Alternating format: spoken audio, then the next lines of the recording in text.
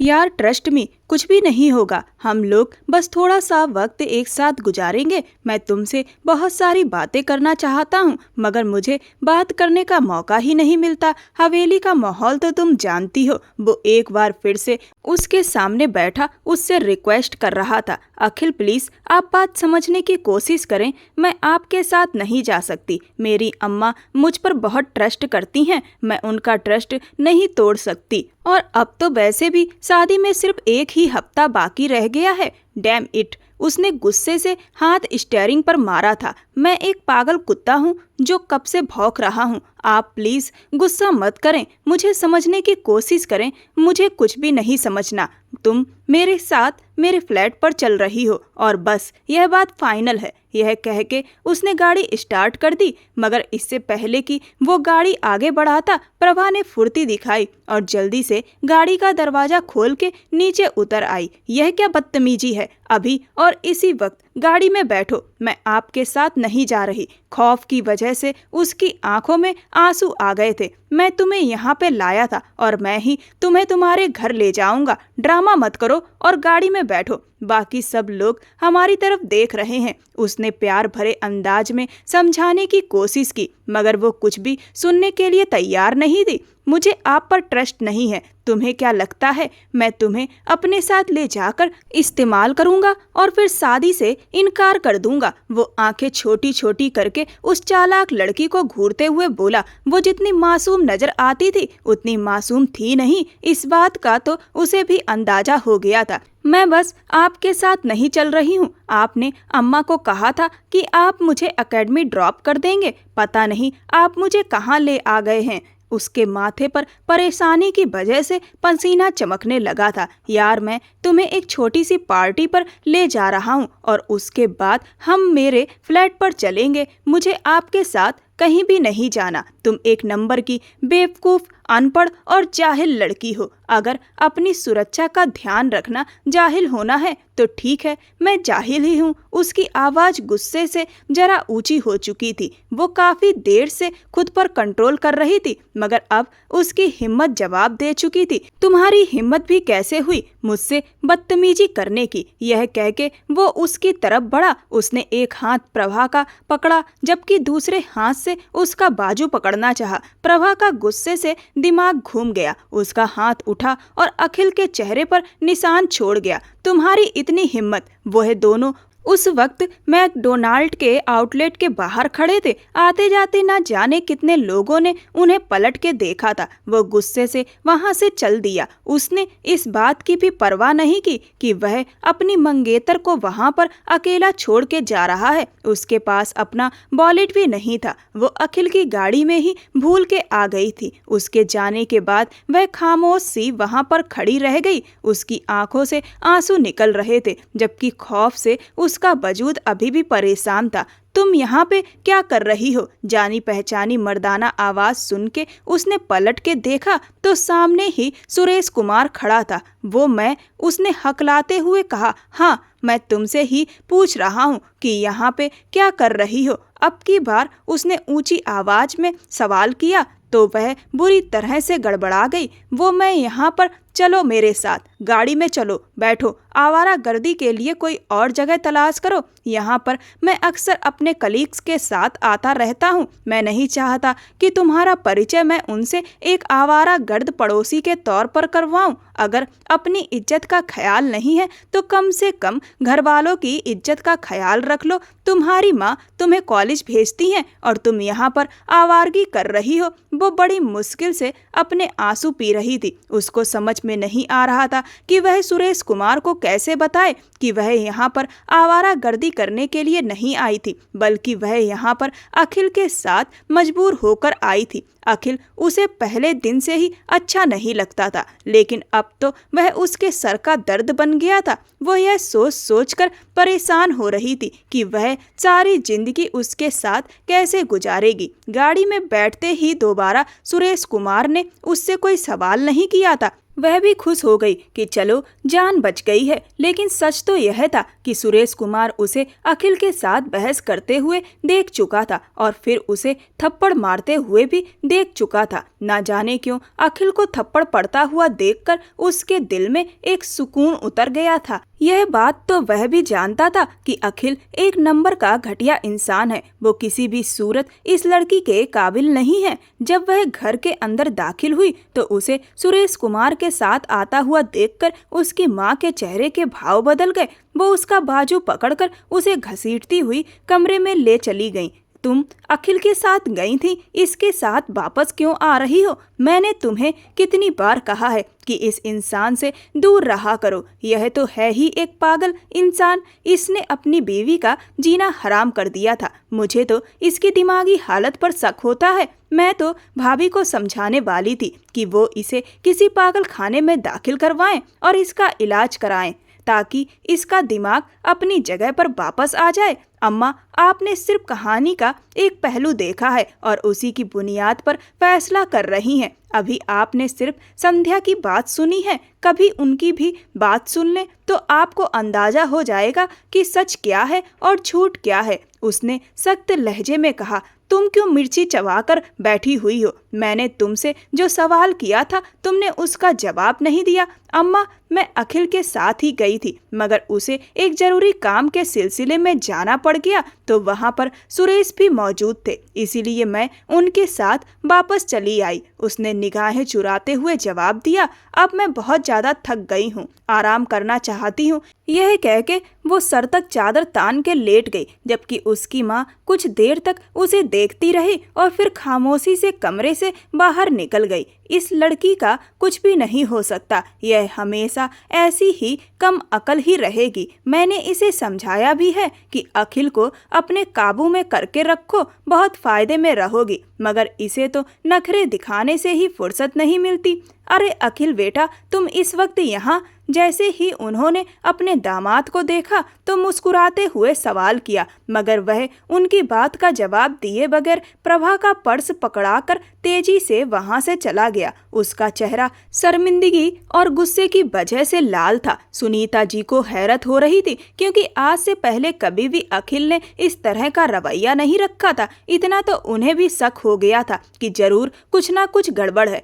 प्रभा 1 घंटे से करवटें ले रही थी लेकिन नींद उसकी आंखों से कोसों दूर थी। उसे अब अपनी गलती की गहराई का भी एहसास हो गया था। कम से कम उसे अखिल को थप्पड़ नहीं मारना चाहिए था। अगर उसने सब घर वालों को बता दिया तो मैं क्या करूंगी? मैं तो सबकी नजरों के सामने जलील और बदनाम होकर रह जाऊंगी। उसने रात का खाना भी नहीं खाया था क्योंकि वह अखिल से जुड़े सवालों का सामना नहीं करना चाहती थी। लेकिन सुबह नाश्ते की टेबल पर वह उसे दिख गया। आज वो सुबह सुबह ही आ गया था मगर वह बिल्कुल नॉर्मल था। उसने उसे देखकर स्माइल भी की थी। चंद लम्हों तक तो उसे अपनी आंखों पर यकीन ही नहीं आया। ऐसा कैसे हो सकता है? कहीं यह उसकी कोई चाल तो नहीं है? प्रभा ने खुद ही से सवाल किया, फिर उसके सामने वाली कुर्सी पर आकर बैठ गई। सर, बस अब जल्दी से हम दोनों की शादी कर दो क्योंकि अब मैं और बर्दाश्त नहीं कर सकता। वो हद से ज्यादा बोल्ड इंसान था। कुछ भी बोलने से पहले सोचता भी नहीं था। उसकी इस बात पर वो शर्म से पानी पानी हो गई थी, जबकि घर के बाकी लोगों को भी उसका यूं बेधड़क बात करना बिल्कुल पसंद नहीं आया था। बेटा, फिक्र मत करो, अगले ही रविवार को तुम्हारा विवाह है और अब तुम्हारी होने वाली पत्नी भी 1 हफ्ते तक तुमसे अलग रहेगी। प्रभा, तुम अब इसके सामने नहीं आओगी। दादी ने अपनी पोती को सख्ती से समझाया। उन्होंने कल रात भी उसे समझाया था मगर वह भूल गई थी और खामोशी से उठकर अपने कमरे की तरफ चली गई थी। जैसे जैसे विवाह का दिन करीब आ रहा था उसका दिल एक अजीब सी बेचैनी से भर रहा था। उसे लग रहा था कि कुछ बहुत गलत होने वाला है। विवाह के दिन उसने पार्लर से तैयार होने का फैसला किया। वह तैयार होकर जैसे ही फुर्सत से हुई तो उसे बाहर से पार्लर में काम करने वाली एक लड़की ने आकर कहा कि आपको लेने वाले लोग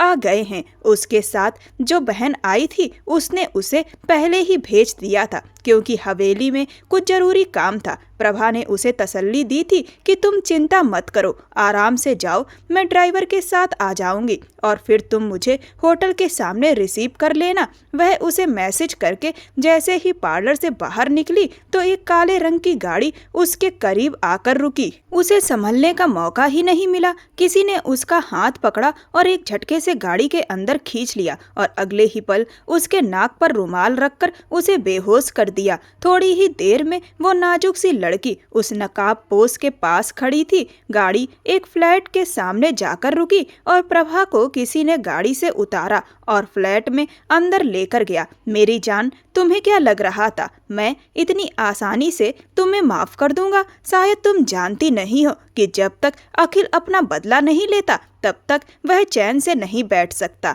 अखिल प्रभा को देखकर मुस्कुराते हुए बोल रहा था। फिर जब प्रभा को होश आया तो वह एक बहुत बड़े कमरे में मौजूद थी। उसने अपनी आंखें खोलनी चाहीं, मगर सर में उठने वाली दर्द की टीस की वजह से उसकी आंखें फिर बंद हो गईं। अरे अरे मैडम जी, आराम से, कोई जल्दी नहीं है। यह आवाज़ सुनकर उसके वजूद को झटका लगा और दर्द भी जैसे गायब हो गया। यह आवाज़ किसी और की नहीं बल्कि अखिल की थी, जो सामने रखी कुर्सी पर टांग पे टांग रखकर बैठा हुआ था। तुम मुझे यहाँ क्यों लाए हो? हम लोगों की तो शादी होने वाली थी। उसने आंखों में आंसू लिए बेचैनी से पूछा। इसीलिए तो तुम्हें यहाँ पर लाया हूँ, ताकि तुम्हें तुम्हारी औकात बता सकूं। तुम्हें क्या लगा था तुम मुझ पर हाथ उठाओगी और मैं कुछ भी नहीं कहूँगा? तुम सोच भी नहीं सकती मुझे तुमसे कितनी नफरत हो गई है, और उसी थप्पड़ का बदला लेने के लिए मैं तुम्हें आज की रात इस जगह पर रखूँगा, ताकि पूरी दुनिया के सामने तुम्हें गलत साबित कर सकूं। नहीं, तुम ऐसा नहीं कर सकते। तुम तो मुझसे बहुत प्यार करते थे। यह सुनकर वो जोर से हंस पड़ा। अरे यार, आज के जमाने में कोई किसी से प्यार नहीं करता। मैं तो बस तुम्हारी खूबसूरती और मासूमियत की वजह से दीवाना हो गया था, मगर उस दिन तुम्हारी हरकत ने तुम्हारी खूबसूरती को भी बेमानी कर दिया। अब मुझे किसी चीज से कोई फर्क नहीं पड़ता, और फिक्र मत करो, मैं तुम्हें हाथ भी नहीं लगाऊंगा, क्योंकि मैं अपने हाथ खराब नहीं करना चाहता हूँ। उसके लहजे में अजीब सा घमंड था। लेकिन तुम मेरे साथ ऐसा नहीं कर सकते, प्लीज मुझे जाने दो। यह कहकर वह उठी और बाहर की तरफ भागी, लेकिन दरवाजा बंद था। उसकी नजर खिड़की पर पड़ी तो बाहर घना अंधेरा फैला हुआ था। मुझे यहाँ आए कितनी देर हो चुकी है मेरी जान, अब तो वक्त गुजर गया है। मगर अगर तुम वापस चली भी जाती हो तो भी घर वाले तुम्हें कबूल नहीं करेंगे। मैं सोच रहा हूँ अब सुबह ही तुम्हें तुम्हारे घर ड्रॉप करूँगा। मैं सब लोगों को तुम्हारी असलियत के बारे में बताऊंगी, लेकिन कोई भी तुम्हारी बात पर यकीन नहीं करेगा, क्योंकि जब मैंने तुम्हें अगवा करवाया था तो मैं तुम्हारे घर पर ही मौजूद था। मेरी जान, मैंने सारी फॉर्मेलिटी पूरी की थी। मैं वहाँ घंटों अपनी दुल्हन का इंतजार करता रहा, लेकिन पता नहीं वो कहाँ चली गई थी। यह कह के वो अपनी निगाहें झुका के खड़ा हो गया। वो एक बहुत जबरदस्त अदाकार था, इस बात का अंदाजा उसे आज हो रहा था। मैं तुम्हें कभी भी माफ नहीं करूंगी, मैं तुम्हें जान से मार दूंगी। यह कहकर वह उसकी तरफ बढ़ने लगी कि उसने प्रभा का उठा हाथ पकड़ लिया। नहीं, अब तुम बेबस हो, अब तुम कुछ भी नहीं कर सकती। उसने प्रभा को जोर से धक्का दिया। वो दर्द से करहाने लगी। यह तो कुछ भी नहीं है, अब सारी जिंदगी तुम्हें इसी तरह रोना है, तकलीफ बर्दाश्त करनी है। वो कमरे के दरवाजे से निकल रहा था कि प्रभा ने उसके पांव पकड़ लिए। ऐसे मत करो, मैं सबके सामने तुमसे माफ़ी मांगने के लिए तैयार हूँ, लेकिन मुझे इस तरह से रुसवा मत करो। मैं जलील हो जाऊंगी, मैं कभी भी खुद से नजरें नहीं मिला पाऊंगी। मैं यही चाहता हूँ कि तुम जलील हो जाओ। वो उसे दोबारा से झटक के वहाँ से चला गया। प्रभा जल्दी से उठी, खिड़की खोलने की कोशिश करने लगी। खिड़की आसानी से खुल गई थी, मगर घर के पिछले हिस्से में आवारा कुत्ते बंधे हुए थे, जो उसे खिड़की में खड़ा देखकर भौंकने लगे थे। प्रभा को इतना तो अंदाजा हो गया था कि अगर उसने यहाँ से भागने की कोशिश की तो वह कुत्ते उसे चीर डालेंगे। यहाँ से कूदना मौत को बुलाने के बराबर था। वह जोर जोर से दरवाजा बजा रही थी, चीख चिल्ला रही थी, मगर वहाँ पर कोई भी उसकी पुकार सुनने वाला नहीं था। अखिल बाहर लॉज में बैठकर अपना फेवरेट शो टीवी पर देख रहा था।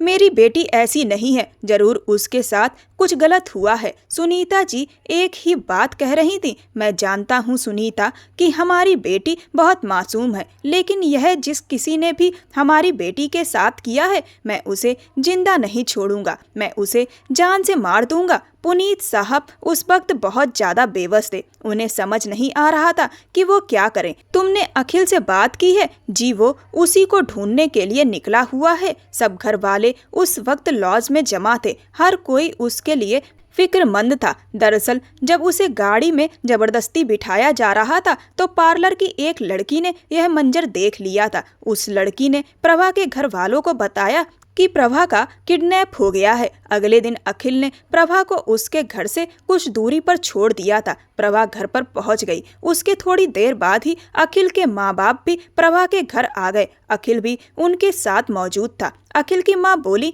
मुझे तो लगता है कि वह अपने किसी आशिक के साथ भाग गई थी। जब आशिक ने कबूल करने से इनकार कर दिया तो किडनैपिंग का बहाना करके दोबारा वापस आ गई है। यह अल्फाज नहीं थे, बल्कि घर वालों के सर पर गिरने वाला बम थे। वह दोनों माँ बेटा यूं आंखें फेर चुके थे जैसे उनका प्रभा के साथ किसी किस्म का कोई रिश्ता ही ना हो। अखिल और उसके माँ बाप ने शादी से इनकार कर दिया। प्रभा की आंखों के सामने एक बार फिर अंधेरा छाने लगा। वह लड़खड़ाकर पुनीत साहब के पास गिर गई। इस वक्त सुरेश कुमार घर में आया था, क्योंकि प्रभा की दादी से उनकी बातचीत होती थी और वह उनसे मिलने ही आया था। सुरेश कुमार इस सब के दौरान पूरी तरह खामोश था। उसने अपने होठों से एक लफ्ज तक नहीं कहा था, मगर वह अखिल की फितरत से वाकिफ था और कहीं ना कहीं अखिल ही कसूरवार लग रहा था। सुनीता जी ने प्रभा को उसके कमरे में ले जाकर संभाला,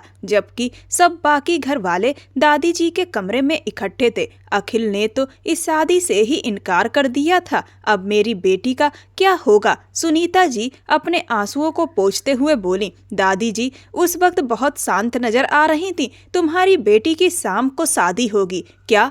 अखिल के साथ? सबके सवाल पर दादी जी ने ठहर कर कहा, नहीं, अखिल के साथ नहीं, सुरेश कुमार के साथ। यह सुनकर पुनीत साहब के चेहरे पर फिक्रमंदी उभर आई। वह इंसान मेरी बेटी के काबिल नहीं है। आपने देखा नहीं उसने अपनी बीवी के साथ कैसा सुलूक किया था? उसकी बीवी झूठी और धोखेबाज थी। वो कभी उसके साथ रहना नहीं चाहती थी, इसी वजह से ड्रामा करती थी। दादी ने फिर से कहा। पुनीत साहब की नजरें उखड़ने लगीं। वह समझ ही नहीं पा रहे थे कि क्या करें। दादी कुसुम जी ने अपने बेटे का हाथ मजबूती से पकड़कर पूछा, क्या तुम्हें अपनी माँ पर यकीन है या नहीं? क्या तुम सोचते हो कि मैं अपनी पोती के लिए कोई गलत फैसला कर सकती हूँ? नहीं, मैंने यह फैसला सोच समझकर किया है। मगर माँ, अगर तुम मुझ पर यकीन करते हो तो मेरी बात भी मानो। प्रभा इस रिश्ते के लिए राजी नहीं होगी। प्रभा राजी है। उसकी दादी के फैसले को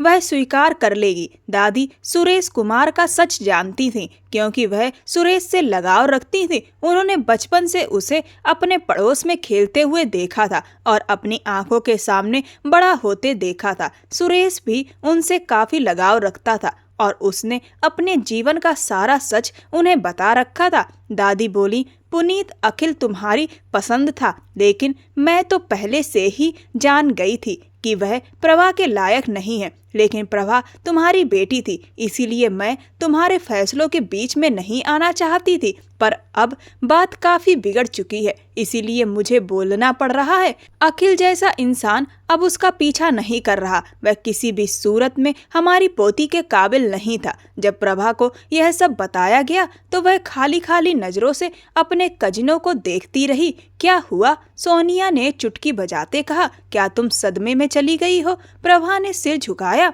और फिर उसकी आंखों से आंसू टपक पड़े। क्या यही उसकी किस्मत थी, ऐसे किसी के साथ जिनकी जिंदगी में मोहब्बत ही ना हो? वह कैसे उसके साथ गुजारा करेगी? प्रभा तो रंगीन और ख्वाबों वाली लड़की थी। उसने हरदम ऐसे हमसफर का ख्वाब देखा था जो उसका हाथ थाम कर कदम से कदम मिलाकर चले। अखिल थोड़ा जिंदा दिल इंसान था, मगर सुरेश कुमार दुनिया से कटकर अपनी दुनिया में रहना पसंद करने वाला सादा सा शख्स था। इस तरह की बातें उसे परेशान कर रही थी, मगर अब जो परिस्थिति थी उसके चलते वो दादी को ना नहीं कह सकती थी। दादी के फैसले पर सिर झुकाना पड़ा। उसने झुकना स्वीकार कर लिया। शाम होते होते उसकी सुरेश कुमार से शादी हो गई। लम्हों का खेल था और प्रभा अब सुरेश के घर की बहू बन चुकी थी। सुरेश कुमार के चेहरे पर संजीदगी के भाव थे, जबकि उसकी मुट्ठी गुस्से से भिजी हुई थी। रात के वक्त जब वह अपने कमरे में गया तो दुल्हन बनी प्रभा बेड के पास बैठी उसका इंतजार कर रही थी। प्रभा का दिल तेजी से धड़क रहा था और उसका वजूद भी शर्म और खौफ के मारे कांप रहा था। ना जाने यह इंसान उसके साथ कैसा सुलूक करेगा, क्योंकि यह बात तो वह भी जान चुकी थी कि सुरेश कुमार को अब औरतों से भी नफरत है। अगर वह भी उसकी नफरत की शिकार हो जाए तो यह सोचकर ही उसका दिल धड़कने लगता था। सुरेश छोटे छोटे कदम उठाता हुआ उसके पास आया। जैसे ही उसने प्रभा के चेहरे से दुपट्टा हटाया, उसकी निगाहें ठिठक सी गईं। अपनी सारी नफरत उसने एक ही लम्हे में भुला दी। अब उसे सिर्फ इतना पता था कि उसके सामने उसकी पसंदीदा औरत खड़ी है, वही लड़की जिसे उसने एक जमाने में चाहा था और जिसका एक दीदार करने के लिए वह किसी भी हद तक जाने को तैयार था। वह लड़की जो बचपन से ही उसके दिल पर कब्जा करे थी और जिसके बारे में वह अपनी माँ से कहता था कि बड़ा होकर इस लड़की से शादी करूंगा। मगर जैसे ही वह देश से बाहर गया सब कुछ बदल गया। उसकी पलकों पर शर्म और खौफ की कपकपी थी। उसे सिर्फ इतना याद था कि उसकी पहुंच में उसकी मोहब्बत है, वह औरत जिसके लिए वह सालों से तरसता रहा। अब वह इतना बदकिस्मत भी नहीं कि इस खूबसूरत लम्हे को अपनी जिद और नफरत से खराब कर दे, जो राज काफी अरसे से उसके दिल में दबा था और जिसके बारे में सिर्फ दादी को मालूम था। आज वह राज प्रभा के सामने भी खुलने वाला था। वह थोड़ा आगे झुका और प्रभा का हाथ धीरे से पकड़ा। प्रभा शर्म से पीछे खिसकी, लेकिन उसके दोनों हाथ उसने मजबूती से थाम लिए और उसे गले से लगा लिया। अब उसके चेहरे पर खौफ नहीं बल्कि हैरत थी। प्रभा सोच रही थी कि वह उससे नफरत का इजहार करेगा, उसकी औकात याद दिलाएगा, मगर हालात पूरी तरह बदल चुके थे। आज वह सुरेश का ऐसा रूप देख रही थी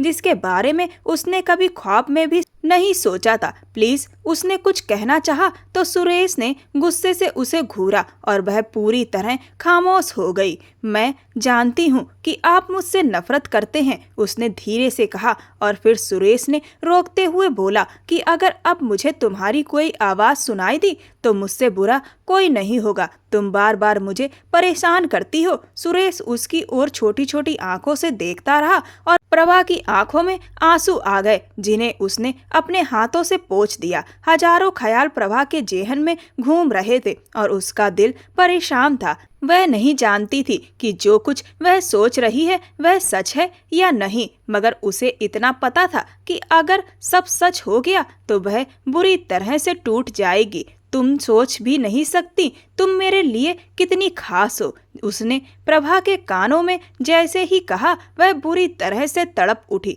उसने सुरेश कुमार के कॉलर को मजबूती से पकड़ लिया, जिसे उसने बहुत ही नरमी से छुड़वाया। घबराने की जरूरत नहीं है, तुम्हें कोई भी तकलीफ नहीं पहुंचाऊंगा। मेरा यकीन करो, तुम सोच भी नहीं सकती मैं तुमसे कितनी मोहब्बत करता हूँ। वो इजहार ए मोहब्बत कर रहा था, जबकि प्रभा को अपने कानों पर यकीन नहीं आ रहा था। एक ऐसे शख्स के मुंह से इजहार ए मोहब्बत सुनना जिसके बारे में हमेशा उसके दिल में बहम आते रहते थे, यह किस कदर मुश्किल काम है उसे आज अंदाजा हो रहा था। मैं तुम्हें सब कुछ बताऊंगा, एक एक बात आराम से बताऊंगा, लेकिन अभी नहीं। अभी मुझे अपने आप को महसूस कर लेने दो। तुम सोच भी नहीं सकती मैंने तुम्हारा कितना इंतजार किया है। वो महसूस कर पा रही थी कि उस इंसान के लहजे में सच्चाई छुपी हुई थी, जिसके बारे में प्रभा को भी पता चल गया था। और उसके बाद उसने भी बगैर किसी खौफ और डर के अपने आप को सुरेश का बना दिया। सुरेश ने एक गहरी सांस ली और आगे बढ़कर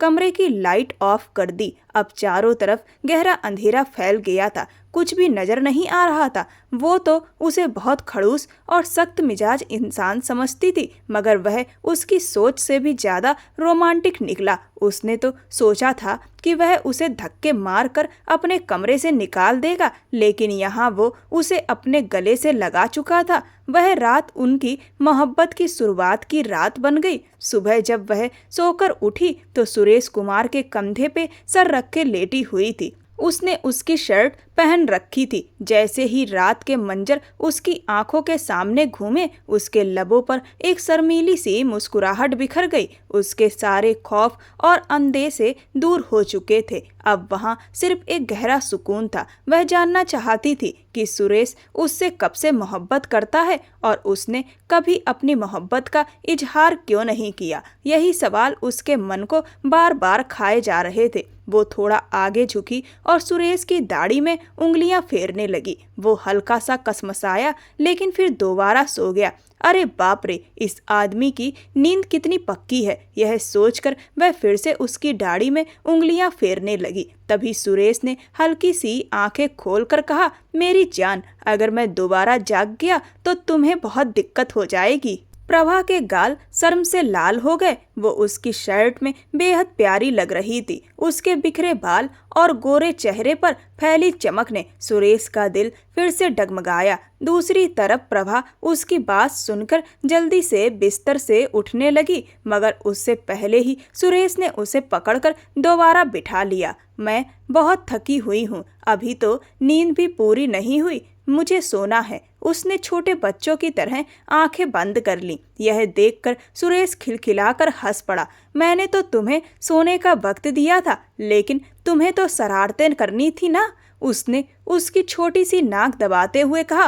प्रभा के दिल में जो सवाल कई देर से घूम रहा था, आखिरकार उसकी जुबां पर आ गया। आप यह सब कुछ अपनी पहली पत्नी को भूलने के लिए कर रहे हैं, है ना? यह सुनकर सुरेश के चेहरे के भाव अचानक बदल गए। वहाँ मोहब्बत नहीं बल्कि गुस्सा था।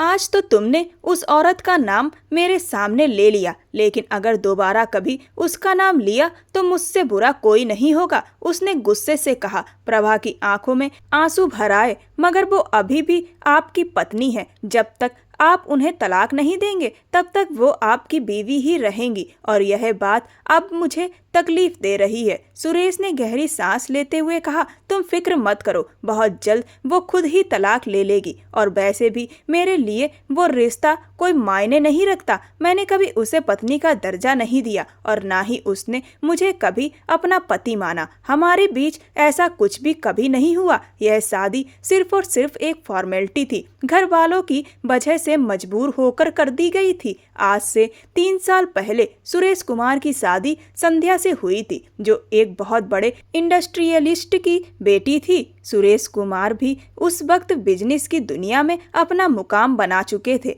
वह अपने पिता बाबूलाल जी के साथ हर बिजनेस मीटिंग में जाते और हर डील जीत कर लौटते। उनकी कम्युनिकेशन स्किल्स बहुत अच्छी थी और वह डीलिंग में भी माहिर थे। दूसरी तरफ बाबूलाल जी की ख्वाहिश थी कि उनका बेटा उनके दोस्त की बेटी से शादी करे, क्योंकि उन्हें यकीन था कि जैसे ही दोनों खानदानों के ताल्लुकात अच्छे होंगे, उनका बिजनेस भी एक्सपेंड करने में कामयाब होगा। इस तरह 2 पार्टियां मिलकर एक बड़ी पार्टी बन जाएंगे और मार्केट में मौजूद दूसरी पार्टियों को टफ टाइम देंगे। जबकि सुरेश कुमार अपनी पड़ोसन प्रभा से मोहब्बत करते थे। जब वह पढ़ाई के लिए अमेरिका गए थे, उनकी उम्र सिर्फ 18 साल थी। उन्होंने दादी से तब ही कह दिया था कि वह वापस आएंगे, प्रभा से शादी करेंगे। उन्हें यह नहीं पता था कि प्रभा उन्हें इस कदर हसीन क्यों लगती है, क्यों वह हमेशा उनके दिल के करीब रहती है। वह बस उसे हासिल करना चाहते थे। वहाँ उन्होंने करीब 6 साल गुजारे,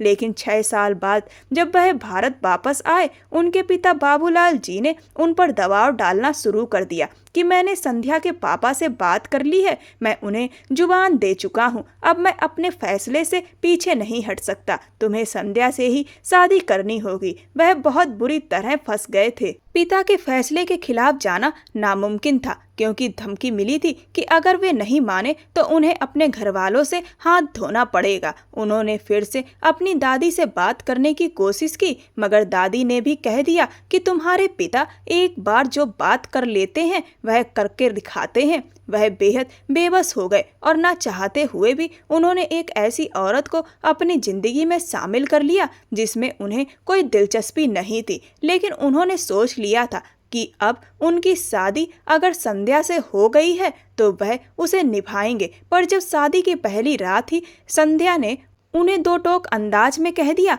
कि मैं किसी और से मोहब्बत करती हूँ और मैं किसी और से शादी करना चाहती हूँ, लेकिन अपने पिता की वजह से मजबूर हो गई थी। यह सुनकर सुरेश कुमार ने बहुत शांति से उसे सुना और बर्दाश्त किया, मगर उन्होंने संध्या को यह भी समझा दिया कि पहले जो कुछ भी हुआ उसे भूल जाएं। जब तक मेरे साथ शादी में मौजूद रहोगी तुम्हें मेरी वफादार होना पड़ेगा। वह दोनों ही अपने बाबा की वजह से बुरी तरह से फंस गए थे। वह उसके साथ वफादारी कर रहा था और उससे भी उम्मीद रखता था कि वह भी उसके साथ वफादारी करेगी। लेकिन जैसे जैसे वक्त गुजरने लगा सुरेश कुमार पे यह राज खुलने लगा कि संध्या अपने पुराने आशिक के साथ मिलती है और ना सिर्फ वो उसके साथ मुलाकातें करती है बल्कि उसके साथ रिश्ता भी रखे हुए थी। एक दिन वह फट पड़ा और संध्या के चेहरे पर थप्पड़ मार दिया। संध्या ने इस पर बहुत बड़ा हंगामा किया। सब घर वालों को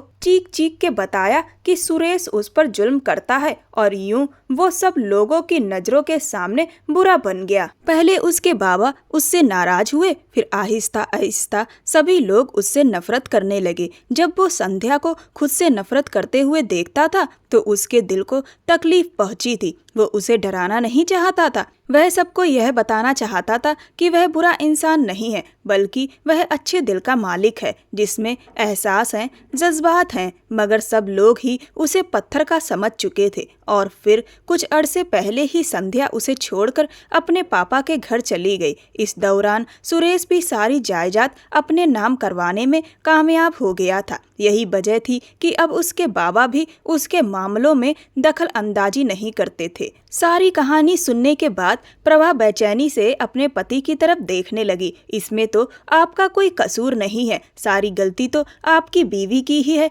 उन्हें कोई और पसंद था तो उन्हें अपने पिता को मना करना चाहिए था। और घर के बड़े भी ऐसे फैसले ले लेते हैं कि कभी कभी अपने स्वार्थ में बच्चों की जिंदगी उलझा देते हैं। गलती दूसरों की, फिर आप क्यों सजा काट रहे हैं? आप सब घर वालों को बताते क्यों नहीं हैं कि वो किसी और को पसंद करती थी? घर वाले मेरी बात पर यकीन नहीं करते, यहाँ तक कि तुम्हारे बाबा भी मुझे बुरा समझते हैं। यही तो वो वजह थी वह अभी भी तुम्हारा रिश्ता मुझसे करने के लिए तैयार नहीं थे। सुबह के वक्त जैसे ही वह दोनों नाश्ते की टेबल पर गए तो दरवाजे पर दस्तक हुई। थोड़ी देर में नौकर के साथ अंदर दाखिल होने वाली महिला को देखकर प्रभा को लगा कि उसके कदमों के नीचे से जमीन निकल गई, क्योंकि वो कोई और नहीं बल्कि संध्या थी। हेलो डियर हस्बैंड, कैसे हो तुम? तुमने शादी कर ली, मुझे बताया भी नहीं। यार यह तो बिल्कुल भी इंसाफ की बात नहीं है। यहाँ पे मैं प्रेग्नेंट हूँ और वहाँ पे तुमने एक अलग दुनिया बसा ली। अपनी बकवास बंद करो और यहाँ से दफा हो जाओ। मैं अच्छी तरह जानता हूँ कि यह बच्चा किसका है और तुम भी जानती हो। मेरा मुंह मत खुलवाओ। बाबा जी देख रहे हैं आप ये कैसे मुझसे बात कर रहे हैं? संध्या ने अपने ससुर के सामने बेचारगी से कहा। मैंने सोचा था सारे गिले शिकवे दूर करके आपके साथ एक नई जिंदगी की शुरुआत करूंगी। यह देख के प्रभा गुस्से से अपने कमरे में चली गई। सुरेश कुमार ने उसे रोकना चाहा मगर नाकाम रहा। बाकी सब घर वाले भी आगे पीछे होने लगे। अब वहाँ पर सुरेश और संध्या ही खड़े थे। मुझसे मेरी मोहब्बत अलग हो गई सुरेश, अब मैं तुमसे तुम्हारी मोहब्बत भी अलग कर दूंगी। मैं कभी प्रभा को तुम्हारा नहीं होने दूंगी। वो उसकी आंखों में देखते हुए नफरत से बोली थी। जिस शख्स से वह बेतहाशा मोहब्बत करती थी वो शख्स उसे इतने अरसे इस्तेमाल करता रहा और यह बात उसे कल मालूम हुई, वह भी तब जब वो उससे पेट से हुई थी। यह तकलीफ एक औरत के लिए कितनी बड़ी होती है यह सिर्फ उसका दिल जानता है। खैर जो उसने किया वह भी ठीक नहीं था, तो यह सब कुछ तो होना ही था। तुम ऐसा कुछ भी नहीं कर सकती। तुम्हारी बीवी एक बहुत ही मासूम लड़की है, बेचारी सिर्फ और सिर्फ 20 साल की है, अभी उसने ठीक से जमाना देखा भी नहीं है। तो मैं सोच रही हूँ क्यों ना तुम्हारी बीवी के मन में इससे पहले कि वो कुछ कहती, सुरेश ने उसका चेहरा अपने हाथों में दबोच लिया। जलील औरत, मैं तुम्हें तलाक दे दूंगा। मत भूलो कि अगर तुम मुझे तलाक दोगे तो पैसा भी देना पड़ेगा, वो भी मोटी रकम। यह सुनकर वो अजीब से अंदाज में मुस्कुरा दिया। तुम्हें क्या लगता है अपनी मोहब्बत के लिए छोटी सी कीमत नहीं अदा कर सकता मैं? अगर तुम्हें यह लगता था कि तुम यहाँ पर मुझे ब्लैकमेल करने के लिए आई हो तो यह तुम्हारी गलत फहमी थी, क्योंकि अब मैं तुम्हारे किसी भी जाल में नहीं फंसने वाला। तुमने जो करना है करो, जाओ जाके जहाँ बताना है बताओ, मगर अब मेरा तुम्हारे साथ कोई ताल्लुक नहीं है। बहुत जल्द तलाक के कागजात भी तुम तक पहुंच जाएंगे। कोर्ट में मैंने तलाक की अर्जी दे दी है। अपनी बात मुकम्मल करता वो वहां से जा चुका था। आज एक बहुत बड़ा बोझ उसके दिल से हट गया था। दूसरी तरफ संध्या की हालत ऐसी थी जैसे काटो तो बदन में लहू नहीं। संध्या एक बार फिर अकेली रह गई थी। प्रभा मुंह लटकाए अपने कमरे में बैठी हुई थी। उसकी आंखों से तेजी से आंसू निकल रहे थे। दोबारा कभी भी मैं तुम्हारी आंखों में आंसू ना देखूं, यह आंसू मेरे दिल को जख्मी करते हैं। सुरेश कुमार उसे अपने गले से लगाते हुए बोला। प्रभा ने रुआसी आवाज में कहा, वो औरत फिर आपकी जिंदगी में चली आई है? नहीं, अब वो कभी नहीं आ सकती। मैंने तलाक का प्रोसेस शुरू कर दिया है। क्या आप सच कह रहे हैं? प्रभा ने हैरानी से उसकी आंखों में झांकते हुए पूछा। हाँ, मैं बिल्कुल सच कह रहा हूँ और आज के बाद हम यहाँ पर नहीं रहेंगे। मैं तुम्हें लेकर मुंबई शिफ्ट हो रहा हूँ। हम वहाँ पर अपनी एक नई जिंदगी और एक नई फैमिली की शुरुआत करेंगे, जहाँ पर सिर्फ तुम, मैं और हमारे 2 प्यारे प्यारे बच्चे होंगे। वो उसे प्यार से देखते हुए बोला तो वो शर्माकर उसके कंधे में मुंह छुपाने लगी। सुरेश ने उसके बालों को सहलाते हुए कहा, मैं तुम्हें जमाने भर की खुशियां दूंगा, तुम्हारी सारी ख्वाहिशें पूरी करूंगा। मेरा यकीन करो, मैं तुम्हें कभी भी शिकायत का मौका नहीं दूंगा। मैं हमेशा तुम्हारी कदर करूंगा। और फिर न सिर्फ खानदान वालों ने बल्कि जमाने ने देखा कि सुरेश कुमार ने जो कहा था वह सच साबित कर दिखाया। पुनीत साहब के सारे खौफ और अंदेशे भी खत्म हो गए। जब वह अपनी बेटी को हंसता खेलता हुआ देखते तो उनके दिल में भी सुकून उतर जाता था। दूसरी तरफ अखिल को पता चला प्रभा के बारे में तो उसका जलन के मारे बुरा हाल था, मगर अब वह उस लड़की को कोई नुकसान भी नहीं पहुंचा सकता था। सुरेश उसकी हकीकत जानता था क्योंकि उसने अखिल को किसी से फोन पर बातें करते हुए सुन लिया था, जिसमें वो कह रहा था कि उसने प्रभा से बदला ले लिया है। लेकिन सुरेश ने कभी भी प्रभा से इस बारे में सवाल नहीं किया था। वह जानता था कि उसकी कोई गलती नहीं है और वह उसे शर्मिंदा भी नहीं करना चाहता था।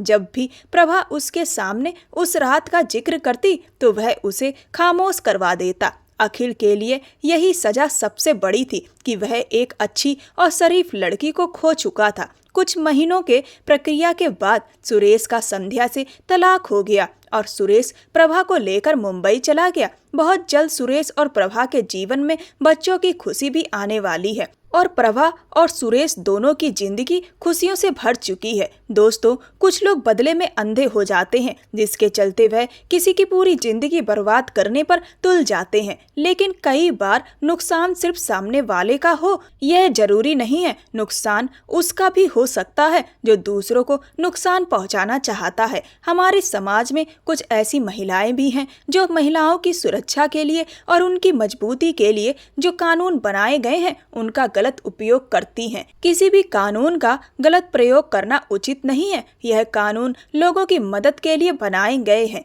जब उनकी सच में जरूरत हो तभी इनका प्रयोग करना चाहिए, वरना जो लोग वाकई में ऐसे हैं जिन्हें सताया जा रहा है, लोग उन पर भी सवाल खड़े करने लगते हैं। आपको यह कहानी कैसी लगी मुझे कमेंट सेक्शन में कमेंट करके जरूर बताएं। मेरे चैनल को सब्सक्राइब कर वीडियो को लाइक कर दें। यह कहानी पूर्णतः काल्पनिक है। ऐसी और भी कहानियों को सुनने के लिए मेरे चैनल के साथ बने रहें। धन्यवाद।